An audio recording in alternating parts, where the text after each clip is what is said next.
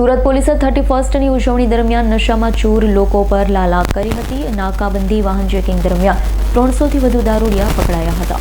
સુરત શહેરમાં 31st ઉજવણી દરમિયાન નશામાં ચૂર લોકો પર પોલીસે લાલાક કરી હોય તેમ શહેરના અલગ અલગ નાકાબંધી વાહન ચેકિંગ દરમિયાન 300થી વધુ દારૂડિયાઓને પોલીસે ઝડપ્યા. નવા વર્ષની ઉજવણીમાં કોઈ અનિચ્છનીય બનાવ ન બને પોલીસ તૈનાત હતી. શહેરના એન્ટી એક્ઝિટ પોઈન્ટ્સ અને મુખ્ય સર્કલ પર ચુસ્ત પોલીસ બંદોબસ્ત ગોઠવવામાં આવ્યો છે.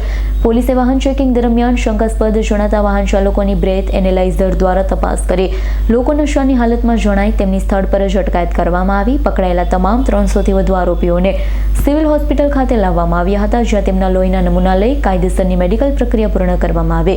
તો શહેરના અલગ અલગ પોલીસ મથકોમાં દારૂબંધીના કાયદા હેઠળ આ તમામ શખ્સ વિરુદ્ધ ગુનો નોંધી આગળની કાર્યવાહી હાથ ધરી. સામાન્ય રીતે પોલીસ સ્ટેશન તરફથી એમના વિસ્તારમાં જ્યાં પણ પીધેલા જોવામાં આવે છે તો એ લોકોને દારૂ પીધેલા આરોપીઓને અહીંયા લાવવામાં આવતા હોય છે અને મેડિકલ ઓફિસર દ્વારા એમની તપાસ કરીને એનું સર્ટિફિકેટ આપવામાં આવતું હોય છે અને એના બ્લડ સેમ્પલ લેવામાં આવતા હોય છે આલ્કોહોલ ટેસ્ટિંગ માટે. અને એ બ્લડ સેમ્પલ સીલ પેક કરીને ફોરેન્સિક સાયન્સ લેબોરેટરી ગાંધીનગરમાં મોકલવામાં આવતા હોય છે.